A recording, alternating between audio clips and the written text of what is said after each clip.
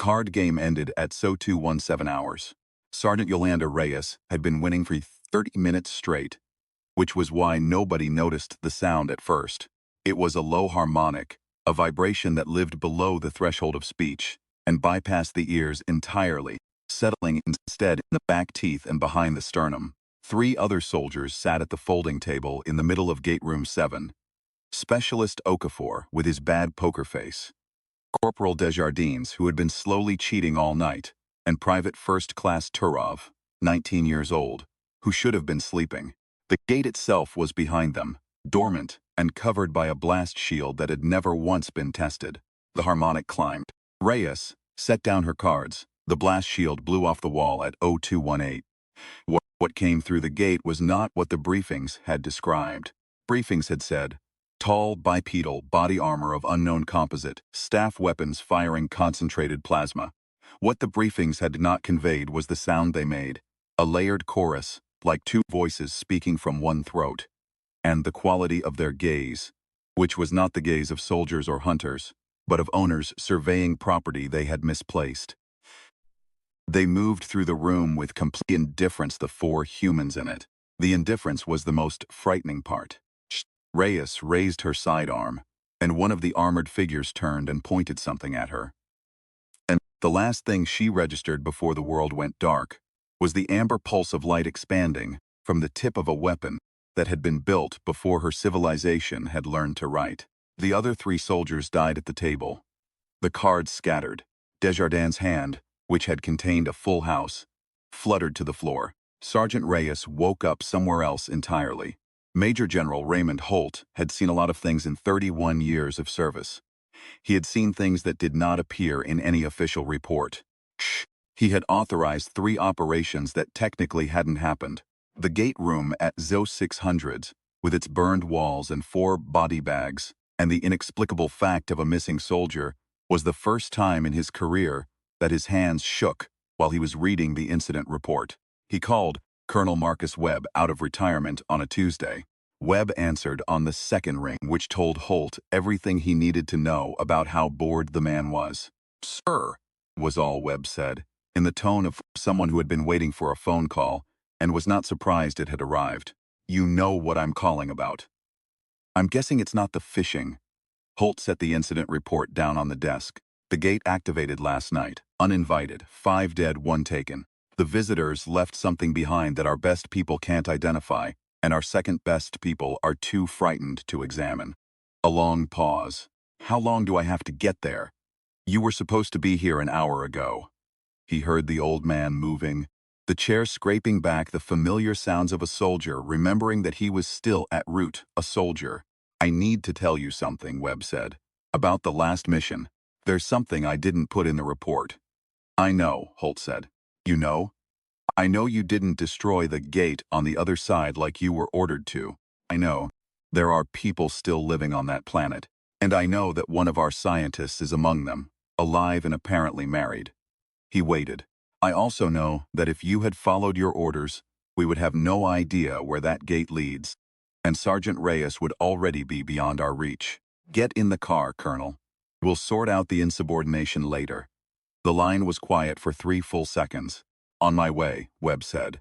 The planet was called Abydos by its people, which was not its original name. The original name had belonged to a civilization that had been harvested so thoroughly, across so many generations, that the word for what they had been was no longer in any language anyone still spoke. The people who remained had been deposited there by something very old and very powerful, and they had survived by forgetting most of what they had once known and rebuilding around what remained. They were, by almost any standard, a remarkable people. They had developed mathematics, architecture, a complex oral tradition, and a precise theology that had correctly identified their so-called gods as parasitic conquerors, or just not yet in a position to do anything about it. Dr. Elliot Marsh had lived among them for 14 months. He had arrived through the gate as part of a military mission, and had declined to leave when the mission ended, citing reasons that had seemed professional at the time, and were now clearly personal.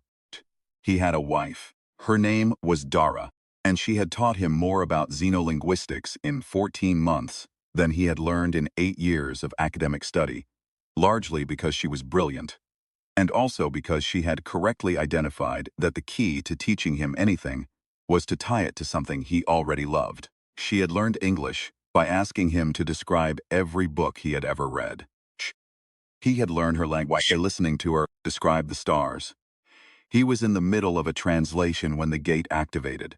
The sound it made was known to him now. The particular churn of the water effect. The way the activation sequence built from a low moan to a hard crack of folded space. And he knew it the way he knew Dara's footstep on the threshold of their home. He knew it before the Jaffa warriors stepped through. He knew it before Dara grabbed his arm. He was already turning, already cataloging, already reading the body language of the armored figures that spread across the open plaza with the practiced ease of men who had done this 1,000 times on 1,000 worlds. He counted 9 of them. He noted the serpent insignia on the helmets.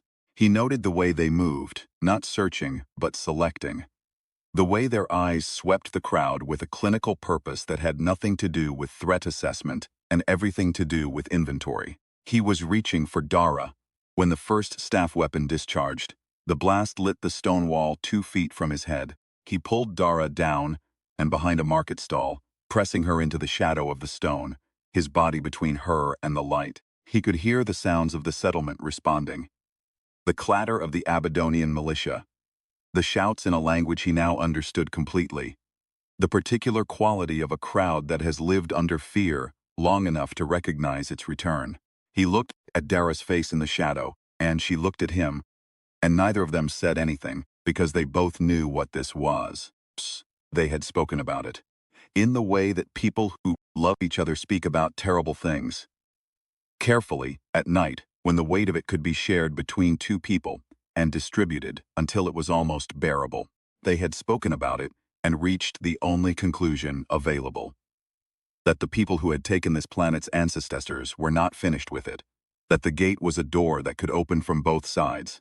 And that 14 months of peace had been a suspension, not an ending. The militia did what it could. The Jaffa did what they always did. When it was over, Dara was gone. Webb arrived at the facility at 094U and was immediately put in a room with the intelligence summary.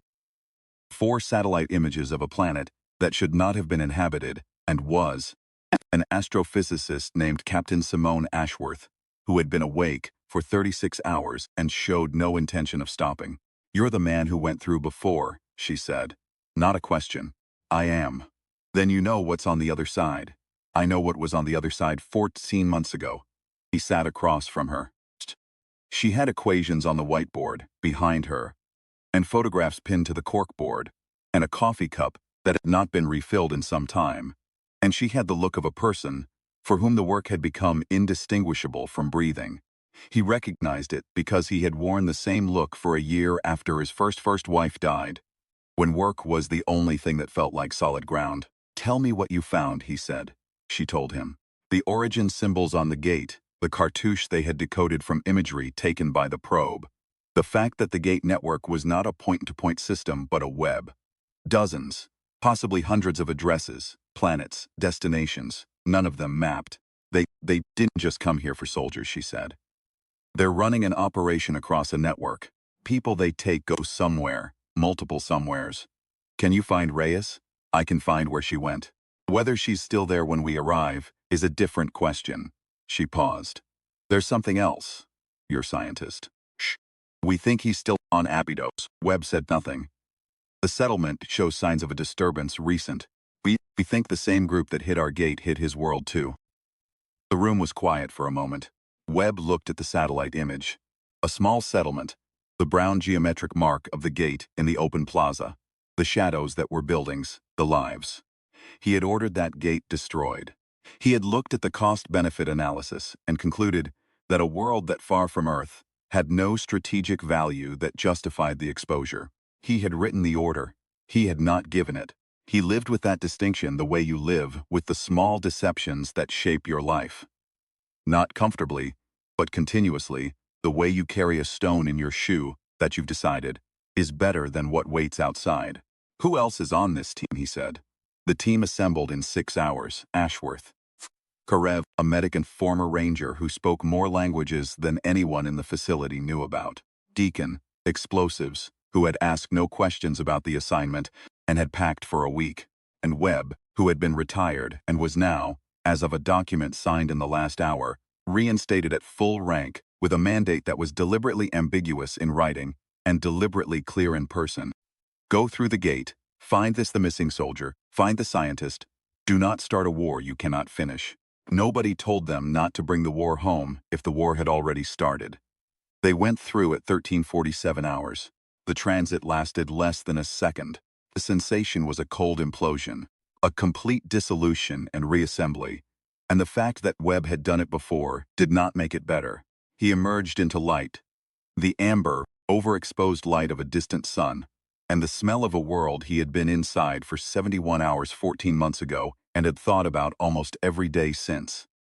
Abydos was quiet in the way that places are quiet after something terrible. They moved through the settlement and found it mostly empty, which was worse than finding it destroyed. The empty place holds the shape of everyone who was there. The hearths were recent, cold now but recently warm. The market stalls had been overturned and not righted, which meant whatever had happened fast, and everyone still present had been too frightened or too grief-stricken to clean up. Webb found Marsh in the inner chamber of the stone building that the settlement used as a meeting hall. He was sitting on the floor with his back against the wall, and a translation notebook open in his lap, and the particular stillness of a person who is moved beyond active despair into its sediment. He looked up when Webb entered. His face did a thing, a rapid cycle of expressions that compressed recognition, grief, anger, relief, and something harder to name, some amalgam of gratitude and fury at the timing of it. And then it settled. Late, Marsh said. I know. They took her. They took maybe a dozen others. Senna's two youngest. The brothers from the northern quarter. He looked back at the notebook. I was trying to finish the translation of the cartouche before you arrived because I thought... He stopped. I thought you'd need it. And I thought, if I stopped working, I might stop moving entirely. Webb crossed the room and sat on the floor across from him, which was not something he had ever done in a professional context, but seemed correct. Tell me about the cartouche. So Marsh told him. The map, the gate addresses, the network, the dozens of worlds. He spread his notebook out between them and pointed. And Webb followed his finger and began to understand that what they were facing was not an incursion but a system. Ancient, entrenched, running on a logic so old it had calcified into something that considered itself natural law. They believe they're gods, Marsh said. They're not. No. They're very, very old. And they've been believed for a very long time, which does something to a thing. Makes it harder to argue with. He looked up. There's a world called Chulak. It's a seat of power. I think that's where they'll take them. Webb looked at his team. Ashworth had the notebook now and was photographing each page methodically. Karef was checking the perimeter. Deacon was being quiet, which was his version of full attention. Then that's where we go, Webb said. Marsh stood and closed the notebook and put it in his pack. He did not look around the room that had been his home. He looked at the gate address in the notebook, and then he looked at Webb, and his face had the expression of a man who has finished deciding something. Condition, Marsh said. Name it. We bring them back. Webb held his gaze for 3 seconds. That's the job. Chulak came through the gate at them like a living thing. The planet had weight to it. A heavy yellow sun, an atmosphere that pressed like a second gravity, vegetation so dark green it edged into black. The gate stood in a clearing, and the clearing was watched. They had perhaps 40 seconds between transit and discovery, and they used those seconds to move into the tree line, fast and low, Deacon running rear cover. Ashworth, with the gate address notebook against her chest, like a document worth bleeding for. The settlement that surrounded the citadel was large. Webb had expected something like a military installation. What he found was a city. Buildings of dark stone rising in concentric rings around a central structure that was designed to communicate a very specific message, which was that anything standing at its center was beyond the reach of ordinary reality. The streets were populated, not soldiers but civilians, or what passed for civilians, in a society where everyone from the age of 12 carried a weapon by law and by instinct. families, markets, the low noise of daily life going about itself in the shadow of a god. They moved through it disguised as people who belonged there, which was a disguise that worked only at distance, and only for those who were not looking carefully. Spoke the language he navigated. He got them to a position above the outer wall of the citadel before anyone pointed a weapon at them. And the one time someone did, Kurov handled it quietly, and the man sat down with his back against a wall and would wake up in 4 hours with a headache and no clear memory of the encounter. The prison was below the central structure. Found this noteworthy, that the most powerful being on this world kept its captives directly beneath itself. It was a statement of ownership so complete that it had become architectural. They found the prisoners in a large chamber. There were perhaps 40 of them. Abydonians, mostly, and one human woman in a flight suit, who sat against the far wall with her arms around her knees and her face turned toward the door like she had been facing it for hours. Freyas. She saw Webb and her face did not collapse into relief, which told him something important about her character. Instead, she focused and stood and came toward him carefully and said very quietly, "There are 6 guards in rotation. The door cycle is 8 minutes. I've been counting." "For how long?" "Since the first hour," he looked at her. Flight suit dirty, one eye bruised along the orbital, hands steady. 41 hours in captivity, on an alien world, and she had spent them counting the guard rotation. He filed this under things that make humanity worth the trouble. He was about to speak again when the door at the far end of the chamber opened. The figure who entered was not a guard. He was very large, larger than any Jaffa they had yet encountered, and he moved with the economical certainty of a person who has never once in his life needed to establish dominance, because dominance had been granted to him at birth and reinforced every day since. His armor was different from the others. Ceremonial elements that served no protective function, but served a significant symbolic one. The mark on his forehead, a golden tattoo, caught the light. He looked at the prisoners with an expression that was not cruelty. It was something harder to argue with than cruelty. It was assessment. His name, Marsh murmured from beside Webb, was Taran, first prime of the god Apophis, the right hand of the thing that believed it owned these people, and was not wrong to believe it, because it had owned their parents and their parents' parents' parents, and would own their children, if it was not stopped. Taran looked at the prisoners for a long moment. Then his eyes moved and found Webb's and stopped. The moment stretched. Webb had been looked at by men trying to determine if he was a threat for 31 years. He had learned to read the assessment, the weight of it, the conclusion. Most men, when they assessed him, concluded, considerable but manageable. The Jaffa across the chamber looked at him and reached a different conclusion, which Webb could see in the fractional shift of his posture, the way his hand moved to the staff weapon, and then did not grip it. He was not drawing a weapon. He was deciding something. Webb watched him decide. The choice was visible in the architecture of the man's face. The way centuries of absolute certainty confront something it had not been given instructions to handle, and for one moment was uncertain. It lasted perhaps 2 seconds. Then Taran looked away deliberately and walked to the far end of the chamber and turned his back. Reyes was at Webb's shoulder. "What just happened?" she said quietly. "I don't know yet," Webb said. "We're going to find out." Apophis came at dusk. Webb had been told what to expect and was still not prepared for the quality of presence the creature carried. It was not charisma. Charisma implies something earned. It was older than that. A weight that came from the accumulated belief of population across generations. The way that being worshipped enough, and long enough accretes into something that functions like gravity. The being that walked into the prison chamber wore human form and moved with complete comfort inside it, and the human form seemed faintly embarrassed by this, the eyes bright with something that was not the light the torches cast. Prisoners who had been here before Webb's team arrived knew what this visit meant. They went still in the particular way of people who have been taught since birth that stillness is the best available response to the attention of a god. The Abydonian prisoners in the corner, some from their settlement, Webb now understood, taken 2 days ago, held each other without speaking.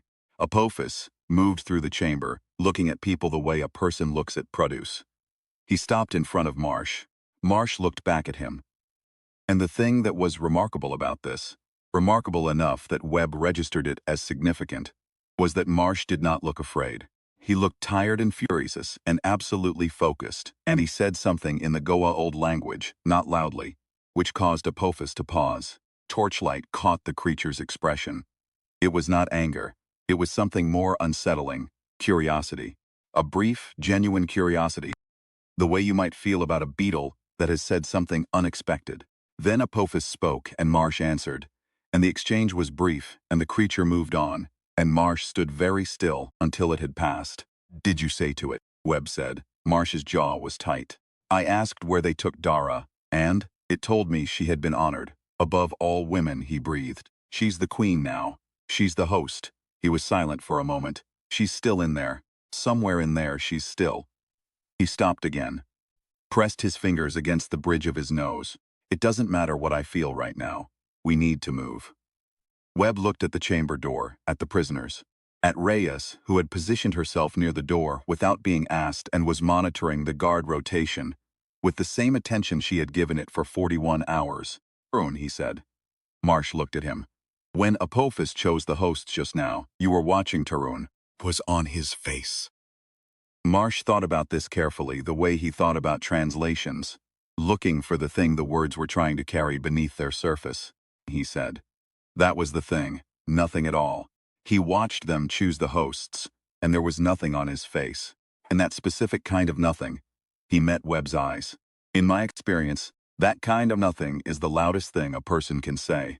Webb found Tarun standing watch on the outer ring of the prison level, alone, which was unusual for a first prime, but was perhaps explained by the same logic that explained everything Webb had observed about the man. That rank, when it has taken you as high as you go, becomes a species of isolation.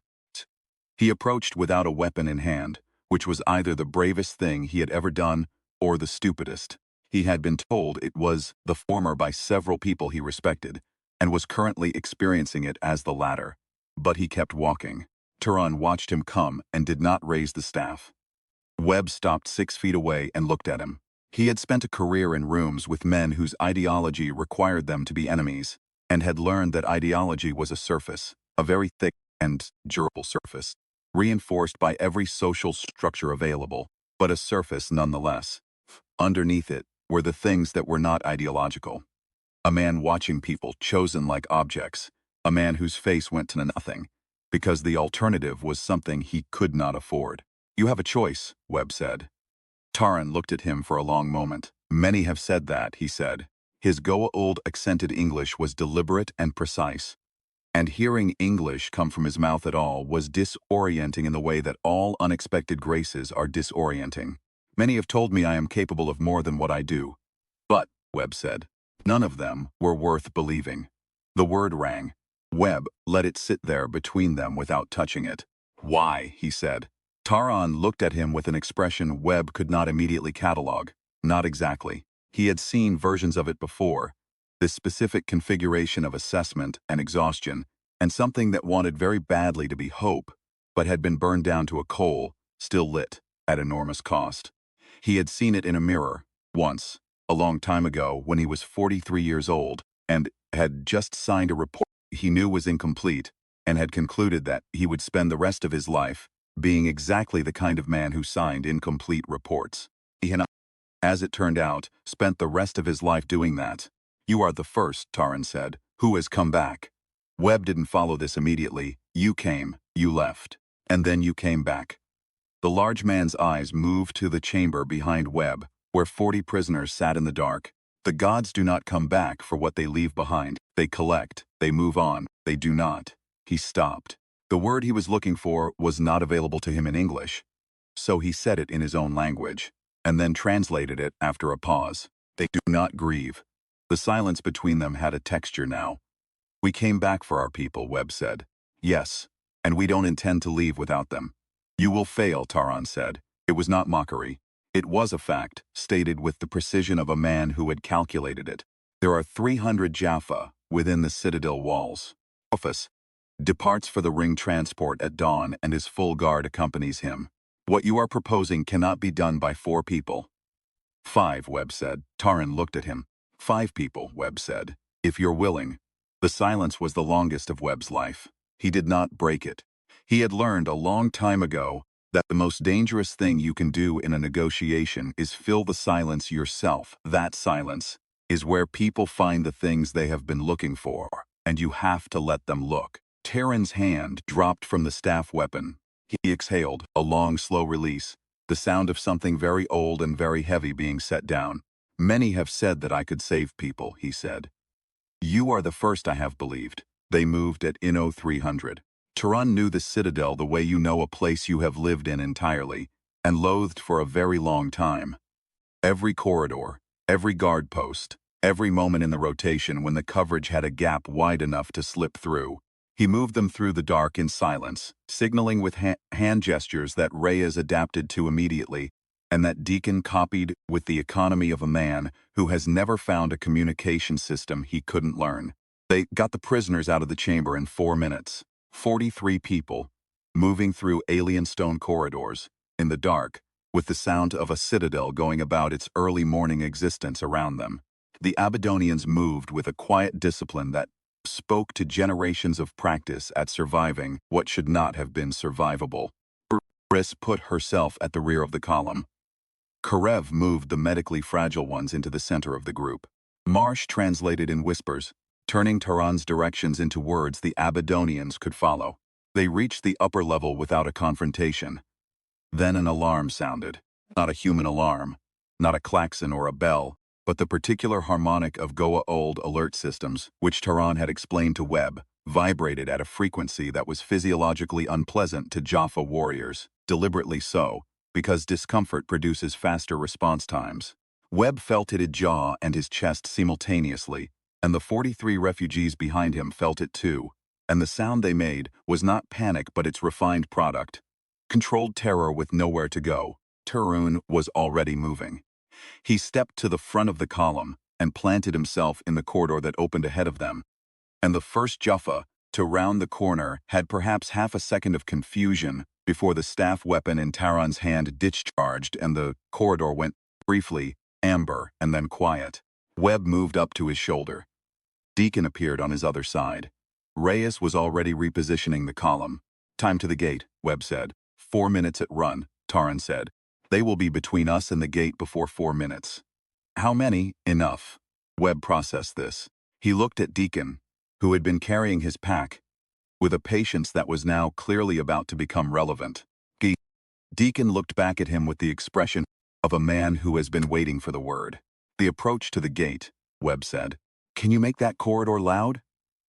Deacon smiled for the first time on this mission. They ran. 43 refugees ran through the dark corridors of a god's palace with the sound of pursuit closing behind them and the amber flash of staff weapons illuminating the stone walls in irregular bursts. And none of them fell and none of them stopped, because 43 people who have been waiting in a cell for selection to serve as vessels for a parasite are motivated by a very pure form of incentive. Marsh was at the front with Taran. Webb was running rear with Reyes and Deacon, and from the pack slung across Deacon's shoulder, there came a sequence of soft electronic tones that Webb knew meant the sequence had been set, and the window was 3 minutes and closing. They hit the outer doors at a run. The night on Chuluk was a deep purple, the sky heavy with a moon that was too large and too close, and the open ground between the citadel and the forest was lit by it, and by the torches on the citadel walls, and by the moving lights of Jaffa units converging from the south and east. The gate was northeast, 200 meters across open ground, and between them and it there were figures. But not as many figures as there should have been. Webb counted. Understood. Taran had described the departure protocol. Apophis left for the ring transport at dawn with full escort. Dawn was 40 minutes away. Half the garrison was already repositioning for the departure. Response to the alarm was running on half its intended strength. Half was still significant. Taran raised the staff weapon and fired and did not stop. He moved across the open ground toward the gate like a man who has stopped calculating survival and started calculating only outcome, and the staff weapon in his hands was something to witness. It was not the measured fire of a soldier defending a position. It was something older, a reckoning. 200 years of compliance discharged in amber light against the thing that had bought that compliance. Webb moved with him. Reyes and Karef moved the column forward, pushing the refugees toward the gate, and Deacon was running the numbers. The first explosion lit the south corridor of the Citadel, and the sound of it rolled across the open ground like a physical thing, the stone and light and pressure of it, and the Jaffa units from the south scattered and regrouped, and the gap it created in their response lasted 12 seconds. 12 seconds for 43 people. Marsh had the gate open. The event horizon shimmered, that improbable circle of folded space, and the first of the Abydonians went through, and then the second, and the column moved with the desperate purpose of a people that has survived enough that survival itself has become reflex. The star symbol Webb's people had drawn in stone centuries ago, in a language nobody here had spoken in living memory, was their key, its address. Home. Webb was at the perimeter when he heard the sound. He turned, and in the amber light of the open ground, in the chaos of the Jaffa reorganization and the distant sound of Deacon's second device finding the East Armory, he saw Tarun standing alone, retreating, not moving toward the gate, standing. Tarun looked at him, across 40 meters of alien ground, with the expression of a man who has set something down and is standing in the space it occupied, and not sure what to do with the absence. Webb cupped his hands. "Move," he shouted. Now Tarun looked at the Citadel, then back at Webb. Then, with the specific quality of a person, making a decision that they will spend the rest of their life living with, which is not the same as regretting, he began to run. He came through the gate last. The debrief lasted 9 hours. General Holt had not slept. The medical staff had taken Reyes and the refugees and Tarun, who had arrived on Earth, in a manner unprecedented in the history of the facility, and was currently the subject of considerable institutional alarm. And the debrief was happening simultaneously with the six-way argument about what had just occurred and what it meant. Webb sat in the debrief room and answered every question in the same tone he used for all questions. Direct, complete, without editorializing. He gave them the cartouche map. He gave them the gate addresses. He gave them Ashworth's analysis of the network and her conclusion, which he endorsed, that what they had encountered was not an isolated threat but a system, old and maintained, that had been operating adjacent to human civilization for longer than human civilization had existed. He did not editorialize. He laid the facts down like cards on a table. The card that landed heaviest was not the map. It was Tarun, sitting in a room 3 levels up, answering questions through Marsh as interpreter, with the patience of a man who understands that the people interrogating him are frightened, and that this is appropriate. Holt came in near the end of the debrief and sat across from Webb and looked at him for a long moment. "You brought back the first prime of an alien god king," Holt said. "He brought himself," Webb said. "I just held the door." "This is going to complicate everything." "Yes," Webb agreed. "It's also going to help." Holt looked at the reports, at the cartouche map, at the stack of documentation that represented 14 months of Elliot Marsh's work on a planet the facility had tried to erase from its records. "The scientist," Holt said. "Marsh, his wife was taken. She's being used as a host for one of their senior figures. He knows this. He has not fallen apart. What has he done?" He's continued to translate. Webb paused. "He said she's still in there, that she can still be reached." He let the pause happen, which was not a professional maneuver, but an honest one. "I believe him." Holt looked at the table. The weight of what had occurred was visible in the set of his shoulders. The particular posture of a man on whom the cost of a decision has just finished calculating. He had 30 years of making hard calls and living with them. Webb recognized the arithmetic. "How many gates are on that map?" Holt said. 37 with confirmed coordinates. Likely more. Marsh thinks the cartouche is a partial copy. 37 worlds, at minimum. Holt was quiet for a long time. The facility hummed around them, its systems and personnel, and the ongoing controlled emergency of the morning's events, the refugees being processed and settled. Tarun explaining to 3 different departments simultaneously the operational structure of an empire that had held this part of the galaxy for millennia, the sound of discovery, which is indistinguishable from the sound of crisis. "Going to need more teams," Holt said. "Yes, and you're going to run the first one." Webb looked at his hands. They were steady. They had been steady, he realized, for most of the last 24 hours, which was the longest stretch of steadiness he had experienced in 14 months. He had not noticed it happening. That was how steadiness worked, most of the time. You did not notice it returning. You only noticed when it was gone. I have some people in mind, he said. Marsh found Taran in the garden.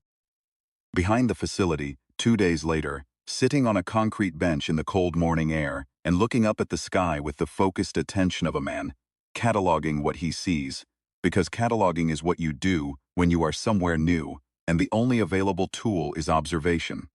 Marsh sat beside him. He had a coffee which he offered. Taran examined it, smelled it, took a careful sip, and handed it back with the expression of a man who has decided to reserve judgment. "Tell me something," Marsh said. Taran waited. "When you were in that corridor, when you could have walked away from the gate and stayed." Marsh looked at the sky, which was overcast and pale and relentlessly ordinary. "What made you run?" Taran thought about this for what felt like a long time, though it was probably 10 seconds. He had the quality of all genuinely large thinkers, Marsh had noticed in 2 days. The quality of not speaking until the thought was complete. "I have served Apophis for 40 years, he said. "I have watched him take hosts. I have watched him take children. I have watched him look at people and see vessels." He paused. "And I have seen the same look in the eyes of every one of his warriors, including myself, when we looked at the people we were supposed to guard. We had learned it from him. It is the look of a person who has been taught that other people are resources." He turned and looked at Marsh. "You were in that room. You knew what was coming. You could have gone through the wall, or through one of the guards, or through the gate address before we reached it. You did not. You stayed with the people who were slower and more frightened than you. And you talked them through in a language you learned from someone you loved. And you did it while..." He stopped. "I watched your face. I know what it cost you." Marsh looked at his coffee. "That is not how a resource behaves," Taran said. "Resources do not grieve. Resources do not translate. Resources do not stay." He looked back at the sky. "I have served gods all my life who did not understand this thing. The difference between a resource and a person. And then I watched a man demonstrate it in a corridor on Shulak at 3 in the morning, and I thought..."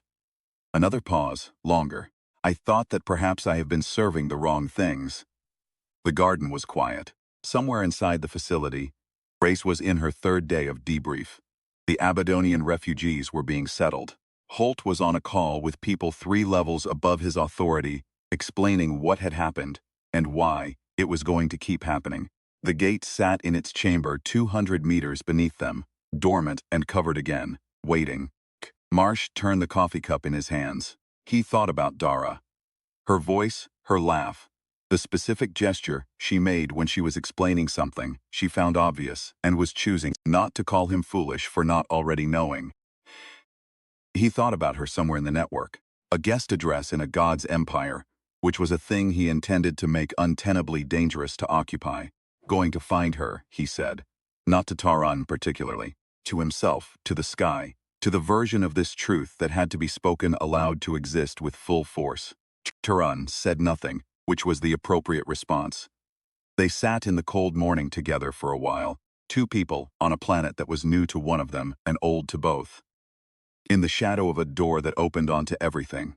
Inside the facility, in the ops room, Colonel Marcus Webb was looking at 37 gate addresses and thinking about the word Tarun had used for what the gods did not do. Grieve. The gods who owned whole civilizations, who had more power than any organism had a right to, who moved through the galaxy selecting and collecting and consuming. The gods did not grieve. They did not return for what they had left. They did not come back. Webb pulled the first address toward him. Humans came back. That was the thing. That had always been the thing. He picked up the radio and called his team.